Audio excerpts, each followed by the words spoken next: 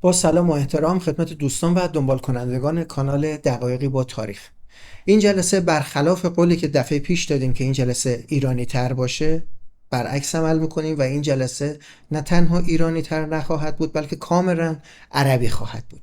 دلیلش هم اینه که در قرن اول و در قرن دوم هجری حاکم بر سرزمین های ایران عرب ها بودن و ما اینجا هیچ گونه حکومتی نداشتیم که این حکومت ها رو بخوایم در موردش صحبت بکنیم.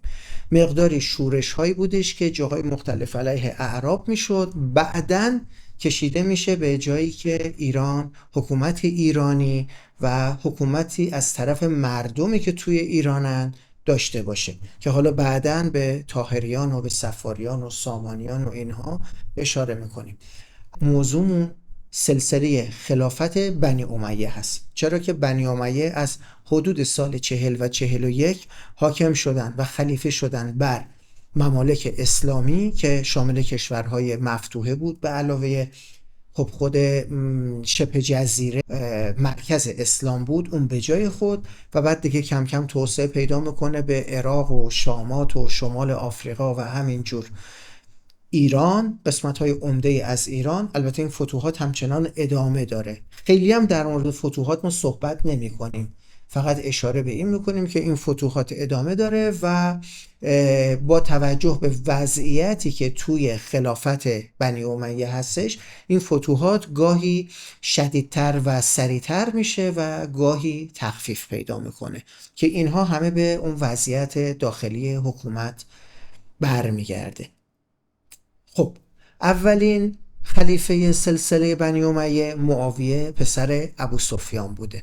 خود معاویه از کتاب وحی بوده و به نوعی مثل یکی از صحابه پیغمبر بوده.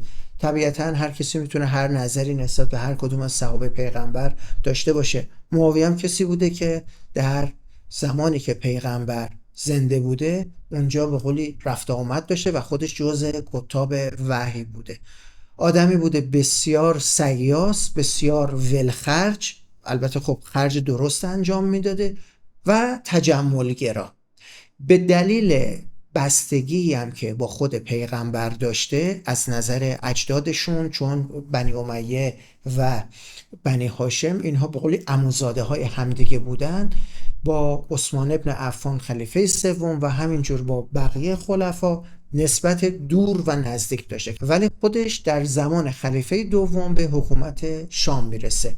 اسلام با روم میجنگه، قسمت‌هایی رو فتح میکنه که خب شامات جزوشه و این از زمان خود پیغمبر کم کم شروع میشده. خود منطقه شام هم بسیار مورد توجه اسلام بوده و مورد توجه خود قریش هم بوده، به دلیل اینکه تجارت زیادی رو با شامی ها داشتن. خب اونجا تحت تصرف روم بوده، به قولی ارض مقدسی بوده، چرا که اورشلیم، حالا دوست دارن بگیم قدس، دفعه پیشم دلیلش رو گفتیم، اورشلیم هم اونجا بوده که اونجا خب یه جای مقدسی بوده و مورد توجه هم مسیحی ها و هم یهودی ها بوده. خیلی همه روش ادعا داشتن. قبله اول مسلمان ها بوده، خود مسلمان ها بهش توجه داشتن چون به هر حال پایگاه توحیدی محسوب می شده و کعبه هم که به دلیل اینکه توش اون زمان هنوز فتح نشده بود و بت ها بوده و قبله مسلمان ها بر نگشته بوده به کعبه، قدس یا اورشلیم یک منطقه مقدسی تلقی می شده. حالا به هر حال معاویه میره به اونجا و بعد از عثمان اختلافی که بین خلیفه چهارم حضرت علی و معاویه در میگیره، جنگ هایی که بوده، نهایتا اونجا جزء قلمرو اسلام بوده ولی همیشه اختلاف بوده سرش. اما حالا به خلافت رسیدن معاویه از زمان امام حسن جانشین حضرت علی، خلیفه پنجم یا خلیفه پنجم راشدین، خلفای راشدین، اختلافی که بینشون بوده باعث جنگ میشه. این جنگ منجر به صلح میشه، چرا که با توجه به همون حالتی که گفتم معاویه داشت و خیلی ولخرج بود، باعث میشه که سپاه امام حسن اونجوری که باید و شاید بهش وفادار نباشن و راهی به جز صلح نمیمونه. اما چه صلحی؟ صلحی بر اساس قرارداد که یکی از مواردی که یکی از موادی که توی قرارداد بود این بودش که خلافت در اختیار معاویه قرار میگیره و بعد از معاویه برمیگرده به امام حسن در صورتی که زنده بود و اگر در قید حیات نبود به امام حسین این خلافت باید برگرده و بر اساس این قرارداد رفتار شد تا زمانی که امام حسن زنده بود که خب همچنان معاویه برقرار بود و این قرارداد هم جاری بود. هیچ گونه مشکلی از این نظر نبود. منظورم اینه که کسی بخواد ادعایی بکنه برخلاف اون قرارداد نبود. خود معاویه هم رفت و آمد میکرد. خب طبیعیه که امام حسن و امام حسین دل خوشی از معاویه نداشتن و همینجور معاویه، ولی از نظر اینکه اتحاد بین قسمت‌های مختلف کشور اسلامی حفظ بشه، حتی وقتی که برای زیارت به مکه می اومد معاویه و به مدینه سر میزد، حتی مهمان میشد نزد امام حسن و امام حسین.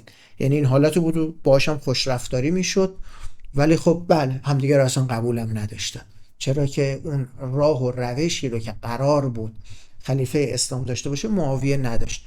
اما پای حرفشون روی اون قرارداد ایستادن تا اینکه در زمانی که بعد از امام حسن، چند سال بعد از امام حسن، خلاف این قرارداد معاویه عمل میکنه و پسر خودش یزید رو به عنوان جانشین خودش معرفی میکنه و براش بیعت میگیره.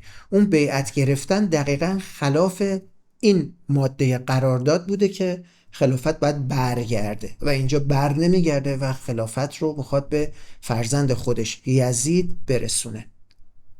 ما خیلی کاری نداریم با اصل و نسب یزید که از طرف مادر چطوری بود و تا اندازه زیادی صحراگرد بود.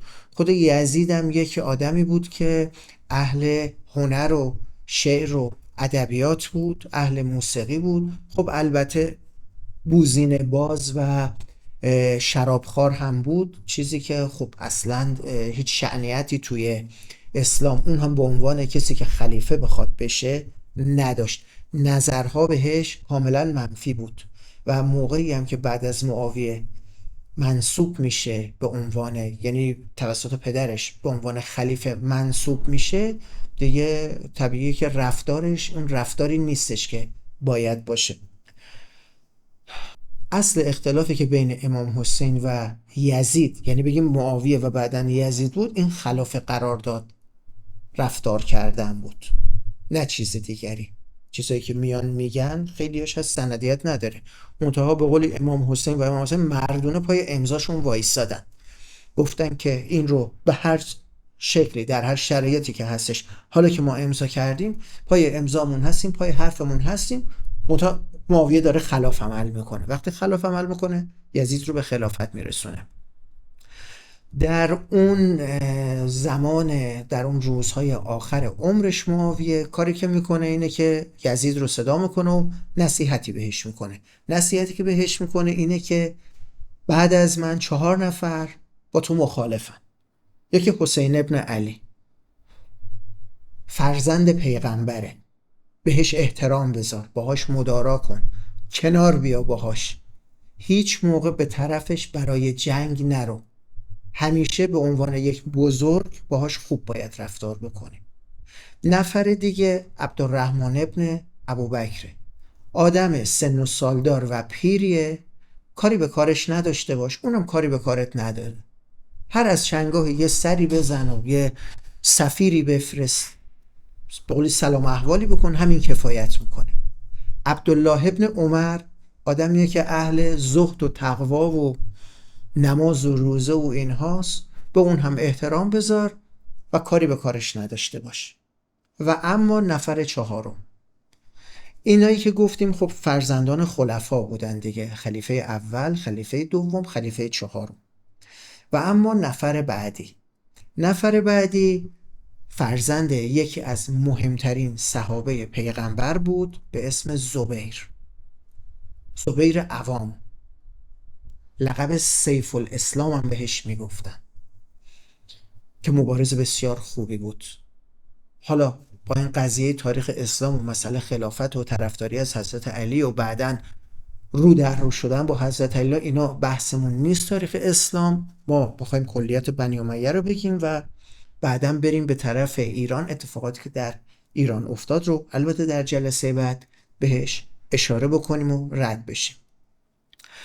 عبدالله ابن زبیر میگه مثل یک گرگ درنده است، مثل یک روباه موذیه. این رو برو دنبالش، بگیرش و از بینش ببر، بکشش، دستت رسید بهش اون رو اربن بکن، یعنی ریز ریزش بکن، بند از بندش بگشا. اصطلاح اربن یعنی به قول قیمش کن، انقدرش بکن، معنیش اینه که این نصیحتی که به یزید میکنه. یزید هم وقتی که به خلافت میرسه حدود 3 سال چند ماه خلیفه هستش. توی این 3 سال هر سال لطف میکنه و افتضاح به بار میاره. کربلا، دقیقا این ماجرای عاشورا و کربلا خلاف نصیحت پدرش بوده. بند اولش که گفته با امام حسین کاری نداشته باش، دقیقا اینجا کار پیدا میکنه و اینجوری یه جوری میشه گفت تمام حتی کسایی که طرفدارش بودن رو از خودش دور میکنه و میرنجونه. چون بسیاری از کسایی که دور یزید بودن ممکنه که با آل علی و اصولا با بنی هاشم رابطه خوبی نداشته باشن، اما صحبت از این نمی کردن که همچین اتفاقی که اتفاق کربلا باشه که سراسر ظلم بود بیفته و کسی که نه برای جنگ اومده بود رو اون قضیه رو در بیارن سرش. کسی که میخواد برای جنگ بیفته زن و بچه رو نمیندازه بیفته تو بیابون، را بیفته تو بیابون. مثلا همچین خبری نبود، این یک سفر بود. منتها خب اصولا در اون زمان عرب خصوصا و البته همه اینجوری بود که وقتی میخواستن اون هم از شهر به شهر حرکت بکنن برن، بالاخره برای امنیت و اینا یه حالت میشه گفت حدوداً مسلح داشتن. اون حالا زرهی باشه و شمشیری باشه و چیزی باشه، این رو داشتن، همراهشون بوده. این حالت نبوده که دیگه بخواد کسی بره جنگ بچه کوچیک و زن و بچه و اینا رو راه بندازه دنبال خودش ببره. همچین خبری نبوده. این مسافرتی بوده و مسافرتی بوده که به هر حال سرش میتونیم بگیم که تقلب شد. منظورم اینه که خب این اتفاق که افتاد معلومه، یعنی یه جوری همه تقلبه، کلاهبرداریه، حالا هر چیزی که اسم دیگه ای که بشه روش گذاشت، یه تقلب بود، تقلب تاریخی بود. حالا یه قضیه کربلا، 1 سال بعد یه واقعی به اسم واقعه حره پیش میاد دیگه. به دنبال عبدالله ابن زبیر بودن و اینها که غارت میکنه مدینه رو، از بین میبره خیلی جاها رو غارت میکنه و اینها. سال بعد دیگه نوبت مکه است، میاد مکه رو فتح میکنه به خیال خودش، باز دنبال عبدالله زبیر بوده. عبدالله زبیر که میره نمیدونم منجنیق میندازه، یه قسمت از خانه خدا رو خراب میکنه، آتیش میزنه یه قسمت ها، حتی تو خانه خدا اون قسمت ها یه همچین افتضاحی بوده. و حالا خدا رو شکر دیگه 3 سال بیشتر هم عمر نکرد یزید و تموم شده رفت. بعد از یزید به مدت فقط چند ماه، چیزی در حدود 6 ماه 5 ماه، فرزندش معاویه که به نام پدرش بوده به خلافت میرسه، به حکومت میرسه. متفاوت بوده با پدرش، میگه که این خلافت حق ما نیست، قرارداد اینجوری بوده، این باید برگرده به بنی هاشم. الان امام حسین نیست، الان امام حسن نیست، حالا اونا که امام نمیگفتن، حسن ابن علی نیست، حسین ابن علی نیست، باید برگرده به بنی هاشم. اعتقاد خاصی نداشته ببین که خودش خلافت بکنه و اصلا معلوم نیست چیه که تو این 5-6 ماه این آدم سر به نیست میشه. سر به نیست که نمیشه، یعنی سر زیر آب میکنه. و حالا اتفاقی که تو سلسله هخامنشی ها افتاد، الان اینجا نوبت بنی امیه است. تو هخامنشی ها بعد از کوروش کبیر و کمبوجیه داریوش به حکومت میرسه. داریوش که به حکومت میرسه با کوروش و کمبوجیه عموزاده بودن. اینا فرزند کوروش یا فرزند کمبوجیه که نبوده داریوش، اینا عموزاده بودن، یعنی نژادشون به هم میرسه، چند نسل عقب‌تر دیگه با هم بودن. حکومت هخامنشی بود، اینجا حکومت بنی امیه هست. اما اتفاقی که میفته اینه که یک مقدار، یعنی فامیل این عموزاده ها میان به حکومت میرسن و حالا داریوش اونجا به حکومت میرسه. تو بنی امیه چی؟ تو بنی امیه یک قضیه پیش میاد به اسم، یعنی دعوای بین خاندان بنی معاویه، نمیگم دیگه بنی امیه چون بنی امیه بودنش هست، و مروان حکم. مروان حکم اون آدم به قولی منفی بوده که اصلا مطرود بوده، از بنی امیه بوده. حالا یه مقداری این رو عثمان بالا آورده بود و تحویلش گرفته بود و خودش نسبت نزدیک داشت با عثمان و اینا. اون هم بنی امیه بوده. قدرت رو در دست میگیره در قضیه‌ای به اسم مرج راحت. در مرج راحت جنگی میشه و مروان پیروز میشه. یه سال یه کمی بیشتر، ولی حالا میگیم یه سالی حکومت میکنه. تو اون یه سال که حکومت میکنه، یعنی حکومت دیگه از بنی مروان هست، دیگه از بنی معاویه نیستش، از بنی مروان هست. حالا این زمان مروان، قبلش که حالا معاویه پسر یزید بوده که گفتم کوتاه بوده، این زمان مروان اتفاقی که میفته و یه مقداری بعدش اینه که بعد از قضیه کربلا یه سری سر بلند میکنن به عنوان توابین. سلیمان ابن سرد خزاعی سر بلند میکنه ما توبه کردیم، ما درست یاری نکردیم، یعنی اصلا یاری نکردیم، ما باید یاری میکردیم حسین ابن علی رو، اون رو به خلافت میرسوندیم، ما کمکاری کردیم، حالا به هر شکل چه گرفته بودن انداخته بودنشون زندان، باز خودشونو مقصر بودن، چه سکوت کرده بودن، یه عده بودن اینا توابین بودن. اینها شروع میکنن به جمع کردن سپاه علیه بنی امیه حرکت کردن. زمان مروان و بعد از مروان بوده. بالاخره خب اینها سرکوب میشن. یه مقداری بعدش مختار میاد.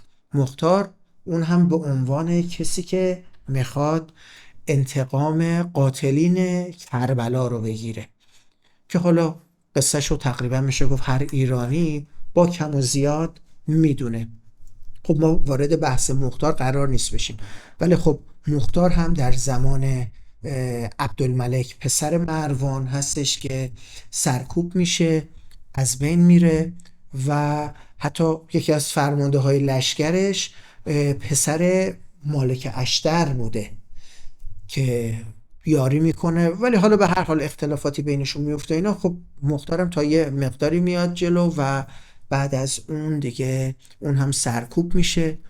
مصعب پسر زبیر برادر عبدالله اون هم مؤثر در این قضیه، و که حالا یه داستان جالبی هم از خود مصعب هم کشته میشه دیگه. مصعب هم کشته میشه. این کاخی که توی کوفه بوده و کاخی بوده که مال ابن زیاد بوده، عبدالملک ابن مروان که بعد از مروان پسرش بوده به حکومت میرسه. این خیلی میشه گفت بعد از معاویه، چه بسام حتی بگیم همتر از معاویه، بزرگترین خلیفه سلسله خلافت بنی امیه بوده. بگیم سلسله چون اینا پشت سر همه. بعد از اینکه این قضیه خلاص شورش هایی که شده بود اینا انجام میشه، عبدالملک میره توی همین کاخ ابن زیاد میشینه. خب میشینه، حالا مصعب هم کشته بودن، سرشو میارن میذارن جلوی عبدالملک. بعد یه پیرمردی اونجا وایساده شروع میکنه اینجوری خندیدن. عبدالملک خیلی زبل بوده، فرید صدا میکنه میگه بیا اینجا. میاد توی تعظیم میکنه، بله قربان. میگه تو خندیدی؟ میگه نه ببخشید. میگه نه من دیدم تو خندیدی، زود اعتراف کن، بگو ببینم به چی خندیدی وگرنه خلاصه میری تو سینی، البته سرت. یه نگاه میکنه میگه ببخشید من اینجا وایساده بودم تو دربار ابن زیاد بودم، سر امام حسین رو گذاشتن جلوش. یه مدت بعد اینجا بودم، سر ابن زیاد رو آوردن گذاشتن جلو مختار. یه مدت بعد اینجا بودم، سر مختار رو آوردن گذاشتن جلو مصعب. یه مقدار بعدم اینجا بودم شما تشریف آوردید سر مصعب رو آوردن گذاشتن جلو شما. خندم گرفت، خواستم ببینم بعدیش کیه. یعنی سمی گفت ای جدی اینجوریه؟ آقا برید بیرون کاخو بکوبید.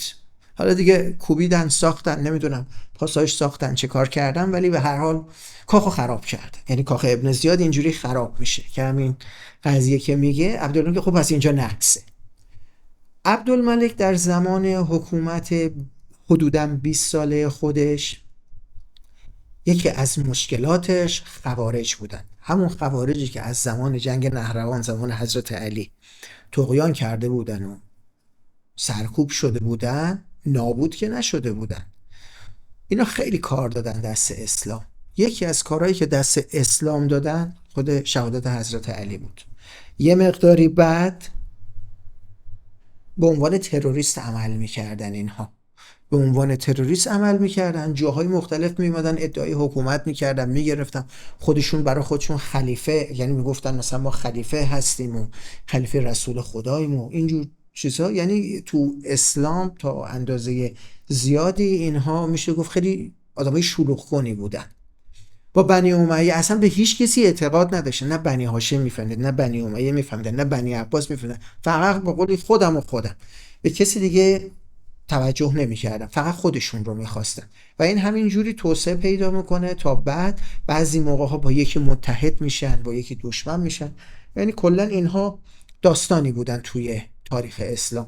حالا خوارج قرار نیست مطرح بکنیم، اشاره کردم به عنوان یکی از مشکلات زمان عبدالملک ابن مروان. در این بین خب یه عده‌ام بودن جزء طرفدارهای خانواده بنی هاشم.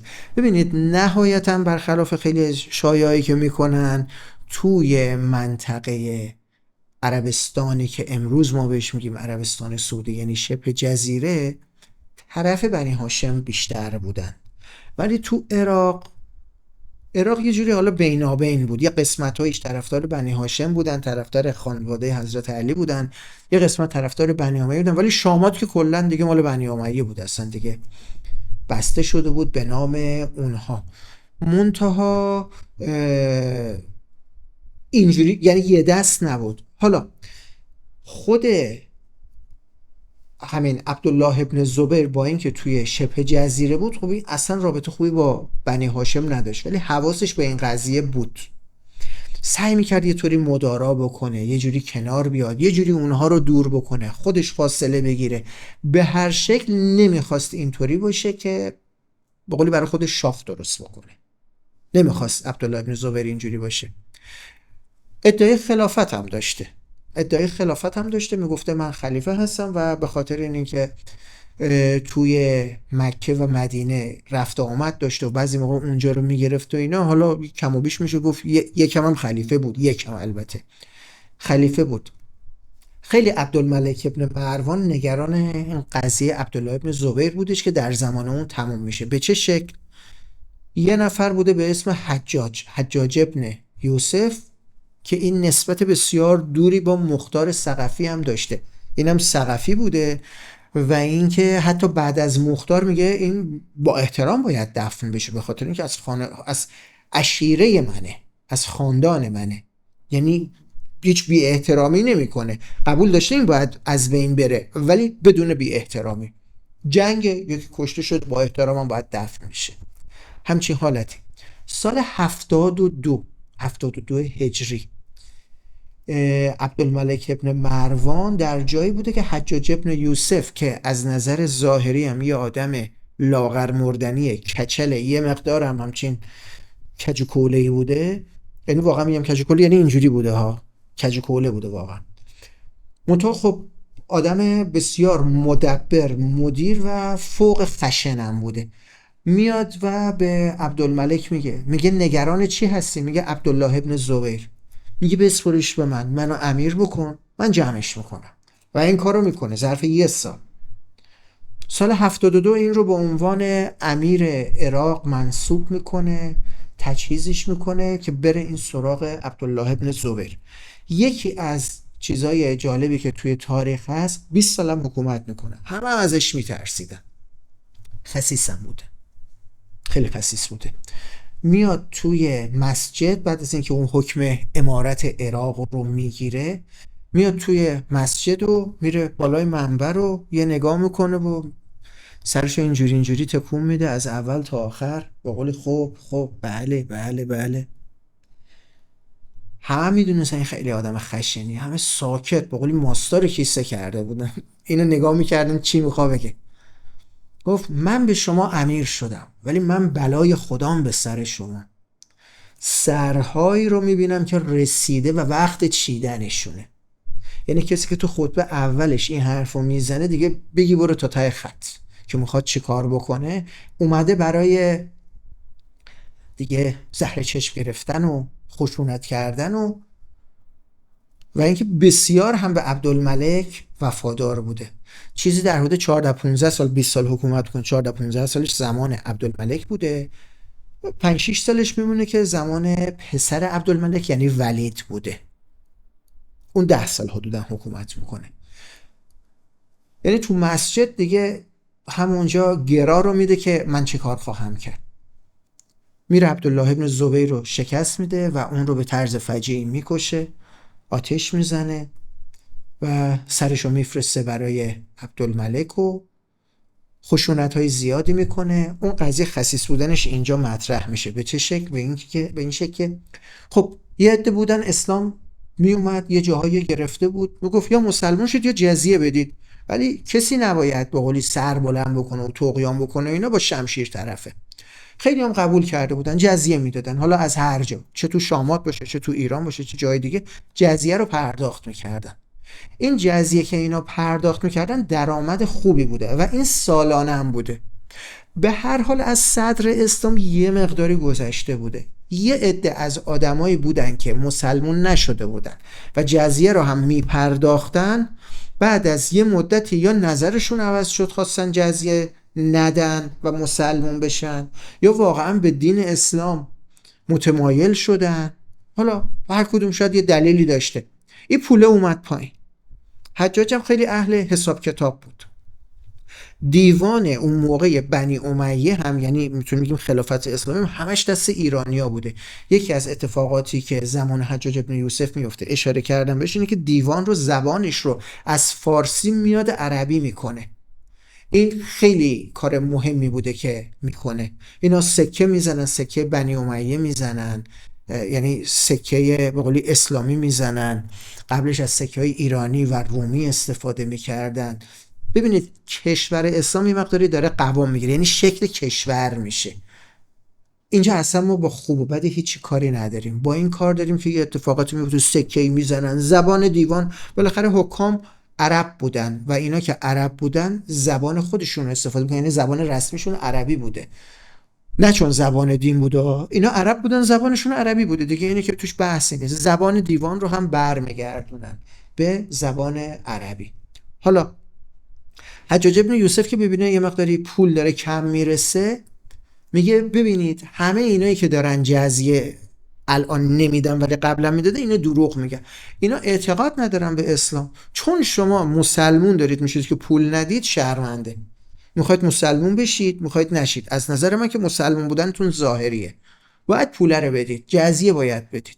و این قضیه بعد از زمان عبدالملک هم هست. خیلی شکایت میشده از حجاج ابن یوسف نزد عبدالملک ابن مروان، ولی عبدالملک ابن مروان که دیده بود واقعا بهش وفاداره.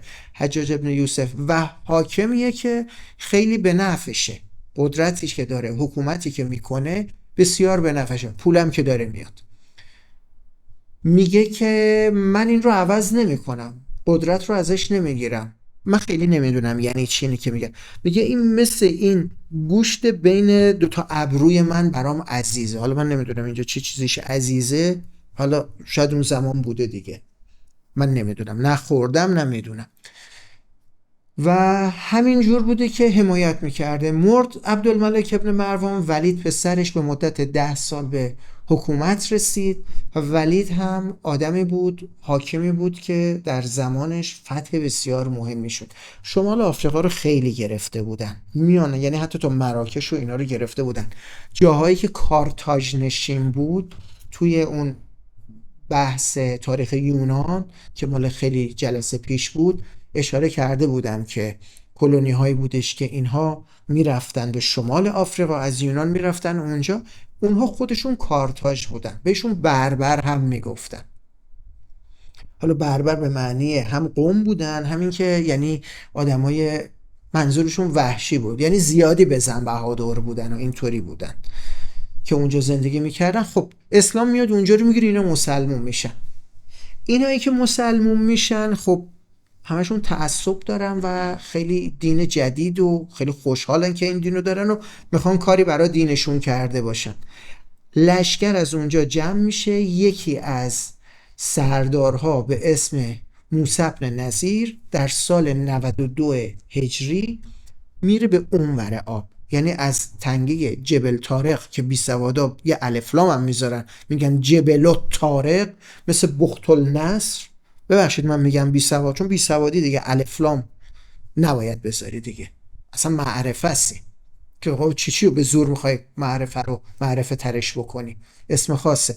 از جبل طارق از همونجا رد میشن میرن اونور تو خاک اسپانیا میجنگن، ایبریه رو کلا میگیرن، اسپانیا پرتغال رو میگیرن و بعدها حتی یه مقداری از جنوب فرانسه و اینها رو، حتی مثل که تا یه قسمت سوئیس هم میرن مسلمونا، منتها بعداً متوقف میشن. البته متوقف شدنشون یه مقداری بعدتره، ولی کلا مسلمان تو اسپانیا بودن و کوردوبا یا قرطبه یا تولیتله، تولدو، اینها رو میگیرن، آندلس کلا یعنی میگیرن اونجا حکومت بنی امیه، چون بنی امیه بودن دیگه، بنی امیه اروپا رو تشکیل میدن که این حکومت تا سال 1492 میلادی، یعنی همون سالی که کریستوف کلمب وارد آمریکا میشه اونجا رو به قولی کشف میکنه، کشف شده بود حالا میره اونجا، یعنی اون زمان تا اون موقع هستن. یعنی اگه بخواید حسابشو بکنید 500-600 سال فاصله است دیگه، یعنی فاصله بسیار قابل توجهی تا سال 1492. این چیزی که الان ما صحبتایی که داریم میکنیم حوالی سال 700 میلادیه حدوداً.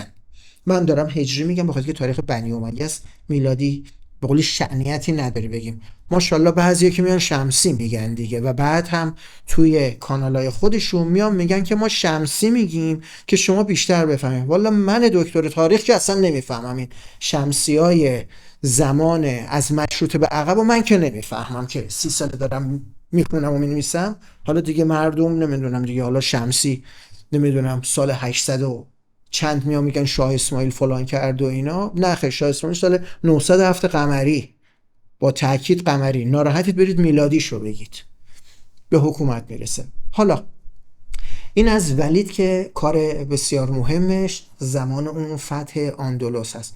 بعد از اون سلیمان ابن عبدالملک هستش که 3-4 سال حکومت میکنه و میرسه بعد از اون به عمر ابن عبدالعزیز. عمر ابن عبدالعزیز اینا عموزادن با هم، میرسه به عمر ابن عبدالعزیز. عمر ابن عبدالعزیز آدم منصفی بوده، 2-3 سال حکومت میکنه و وقتی هم که میاد یه سری چیزای غلط رو برمی‌داره. چیه؟ یعنی چی؟ بابا این مسلمونه چرا جزیه بده؟ برمی‌داره اینا رو، میگه خب اب نداره پول کمتر برسه. آدم رعیت نوازی بوده، به مردم کمک میکرده. همون شعر سعدی هست در مورد عمر ابن عبدالعزیز که چنان قحط سالی شدن در دمشق که اون رو میگه. خب زمان اون آدم مردمدار و رعیت نواز و به قولی محترمی بوده. 2-3 سالی حکومت میکنه. هشام ابن عبدالملک برادر سلیمان و ولید بوده، اون میاد به حکومت میرسه. قضیه مهمش 20 سال هم حکومت میکنه ها. قضیه مهمش قیام شیعیان بوده در زمان اون به رهبری زید ابن علی، یعنی حضرت امام سجاد، زید پسر امام سجاد بوده که البته خب تایید نمیشه کاری که میخواد بکنه توسط امام محمد باقر و اینها، تایید نمیشه کارش، وضعیت رو مناسب نمیدیدن که این قیام صورت بگیره. ولی به هر حال ایشون قیامی میکنه و با خلفای بنی امیه جدل میکنه و جنگ میکنه و اینها و آخرم شهید میشه. زمان هشام ابن عبدالملک بوده. یه واژم هستش، اهل تسننی که متعصبن و با شیعیان خوب نیستن، چیزی رو که برای شیعیان به کار میبرن یک واژه‌ایه، حالا ما نمیدونیم، به عنوان فوش تلقیش میکنن، ولی خب یک کلمه است و اون چیه؟ میگن شیعه رافضی. دلیلش چی بوده؟ گفتم که قیام زید ابن علی مورد تایید امام محمد باقر نیست، شریعت مناسب نمیدیده. از جمله شریعت میگه آدم حسابی دورت نیست، تو دور تو آدم حسابی نیستش که بخوای بری مثلا قیام بکنی و کاری انجام بدی، آدم حسابی دورت کمه. دقیقا همین قضیه تبدیل به یه فوش میشه. چجوریه؟ همون شیعه رافضی. خلاصه جنگ صورت میگیره و مشکلاتی پیش میاد و آخر قضیه هم محاصره میکنن زید ابن علی رو. جنگجویانی بودن دورش که خیلی فداکار بودن، ولی بیشتری ها اینجوری نبودن. خب وقتی تعداد کم میشه به هر حال یه جوری ممکن بود بشه شکستشون داد. یه کاری کرد که سپاه هشام ابن عبدالملک میخواد این کارو بکنه. توی تاریخ اومده نوشته که یه مقداری این وسط پول خرج میشه، عده‌ای که این عده بیش از نصفن از یارای زید ابن علی، اون رو میذارن و میرن. نوشته به عربی و رفضوه، گذاشتنش و رفتن، ولش کردن، یعنی خیانت کردن بهش. اهل تسنن متعصب میگن چون اینها شیعه بودن و دور زید ابن علی بودن، به فرمانده خودشون، به امیر خودشون، این کارشون خیانت بود. شما همونایی که در موردتون گفتن رفضوها ها، شما همونایی یعنی خیانت کردید به امیر خودتون. این کلمه رافضی موند که تو خیلی از متون شما نگاه بکنید اومده این رو نوشته که شیعه رافضی، این اون کلمه هست. خب بعد از هشام 20 سال گفتم حکومت کرد. ولید پسر یزید ابن عبدالملک. خود یزید به حکومت نرسید ولی ولید پسرش به حکومت میرسه. ولید ابن یزید ابن عبدالملک یه سال یه ذره حالا بیشتر اون حکومت میکنه دیگه. خیلی حکومت بنی امیه اومده داره سقوط میکنه و به قهقرا داره میره. بعد یزید ابن ولید ابن عبدالملک میاد. یزید ابن ولید ابن عبدالملک چند ماه، فکر میکنم 6 ماه 7 ماه، اینم بیشتر حکومت نمیکنه. اینا با یه پسرعمویی داشتن به اسم سلیمان، با اون چند بار جنگ کرده بودن و جالب اینه که این یزید به قولی آدم باحالی بوده و اون اینه که تنها کسی که استعفا میده از خلافت استعفا میده و ول میکنه و به قول میگه آخر ما کارگی دوم نداشت و من نمیتونم با این طرف، شما ولش میکنه میره. بعد از اون ابراهیم ابن ولید ابن عبدالملک میاد که برادرش بوده، اون که از اینم کمتر حکومت میکنه، اونم با سلیمان درگیر بوده میره. این اختلافاتی که خودشون داشتن یه طرف، قیامایی که بنی عباس کرده بودن. بنی عباس خب اینها همه نواده عباس عموی پیامبر بودن و اینها با شعار این که بالاخره بنی عباس بنی هاشم که خلافت رو ما میخوایم بگیریم و با بنی امیه بدیم و کسایی که بنی امیه به موالی یعنی بنده های آزاد شده ظلم کردن، با این شعار بنی عباس میخوام بیان جلو و اون علم سیاه و اونور ابو مسلم خراسانی و حالا بعدن یه اشاره هایی بهشون میکنیم. خب همونطور که گفتیم ابراهیم ابن ولید ابن عبدالملک هم 70 روز بیشتر حکومت نمیکنه. بعدم دیگه قضیه انقراض عملا سلسله خلافت بنی امیه پیش میاد که به مروان ابن محمد ابن مروان حکم که لقب بهش مروان حمار داده بودن به اون میرسه 4-5 سال اون هست و دیگه از بنی عباس شکست میخوره و خلافت بنی امیه به پایان میرسه. کلا بنی امیه نسبت به زیردستان خودش یک حکومت میتونیم بگیم سختگیر و ظالم بوده. هوش سیاسی که عباسی ها بعداً به خرج دادن توی بنی امیه حداقل دیده میشه. تا یه اندازهش زمان معاویه بوده و بعد از اون این هوش سیاسی رو به حداقل میشه دید و بنی امیه حکومت خودش رو بیشتر با سختگیری و سخت کشی اداره میکنه و به جلو میبره. نسبت به ایرانیا به شکل خاص همون قضیه موالی که بهش اشاره شد و باعث به وجود اومدن نهضتی به اسم نهضت شعوبی شد، خود بنی امیه باعثش بود دیگه. سختگیری زیادی داشته. حتی زمان سلیمان ابن عبدالملک که یکی از خلفا فرزند عبدالملک ابن مروان بوده، پیش میاد که این در اون زمان بوده که میتونه از طریق یکی از سرداراش به اسم یزید ابن محلب طبرستان رو بگیره که گرگان از اون جمله بود. اون داستان مشهوری که میان میگن و خونخوار بودن عرب ها رو میخوام بگن مربوط به این بوده که به دروغ و میشه گفت حتی یه مقدار برنامه ریزی شده این رو به صدر اسلام و به خلفای راشدین میخوان نسبت بدن، ولی اصلا همچین خبری نیست. مال زمان سلیمان ابن عبدالملک بوده و یزید ابن محلب فرمانده بوده که نمیتونه اونجا رو فتح بکنه به سادگی. قسم میخوره، میگه که اگر که من اینجا رو فتح بکنم با خون مردم اینجا آسیاب آبی رو میگردونم و آرد درست میکنم و گندم آرد میکنم و نون درست میکنیم و میخوریم، یه همچین چیزی.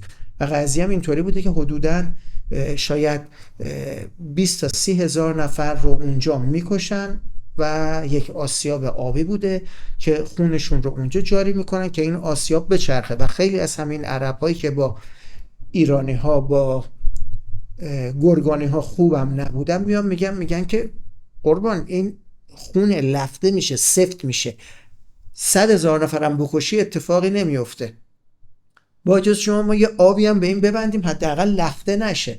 و همین کار رو میکنن، آبو با خون قاطی میکنن و میاد این آسیاب رو جریان ترکیبی خون و آب میگردونه و به اندازه حالا آرد درست میشه. اینجوری هم نبوده، فکر نکنید که مثلا 200 گندم رو آرد کردن، همچین چیزی نبوده. شاید چند کیلو واقعا گندم بوده. اینا همون قضیه عقل در تاریخی که هگل داره میگه، خیلی قبلتر از اون ابن خلدون داره میگه، اینا رو اینجوری باید بهش توجه کرد. این اتفاق افتاده، شنیع‌ترین، ظالمانه ترین و سخت کشانه ترین اتفاقی بوده که الان ما داریم در موردش صحبت میکنیم در اون زمان. اما خب توش عقلم بوده، این قسم خورده، این اتفاق هم افتاده، این کارم کرده، نونم خورده، اما چیزی که هستش به اندازه خودش، یعنی مثلا چند کیلو گندم بوده.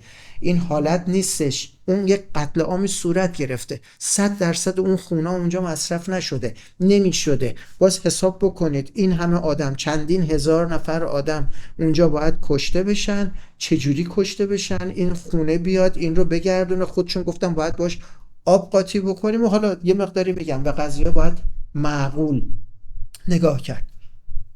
یعنی این حالت رو داشته بنی امیه. مروان حمار وقتی که با قوای ابو مسلم خراسانی زمان صفا خلیفه اول عباسیان بوده درگیر میشه در منطقه‌ای به اسم زاب، رودی به اسم زاب بوده که عراق امروزیه. پایتختشون هم اینها دیگه دمشق نبوده، اومده بودن به طرف عراق، به خاطر اختلافات داخلی خودشون اومده بودن به طرف عراق و در محل جزیره بوده. در محل جزیره بوده یعنی بین دوتا رود بوده، بین نهرین که ما داریم میگیم، بین اینها بوده.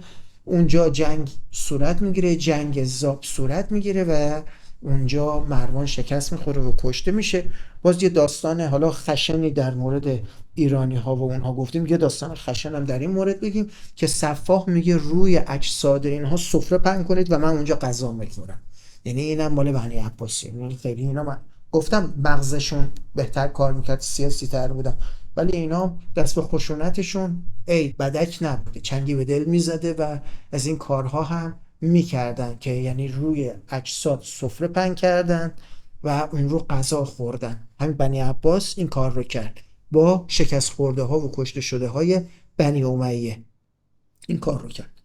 خب ما همینجا این جلسه رو متوقف میکنیم و جلسه بعد هم صحبتمون در مورد چند تا از قیامهای ایران در زمان بنی امیه بود که بریم به طرف تاریخ ایران معاصر بنی عباس.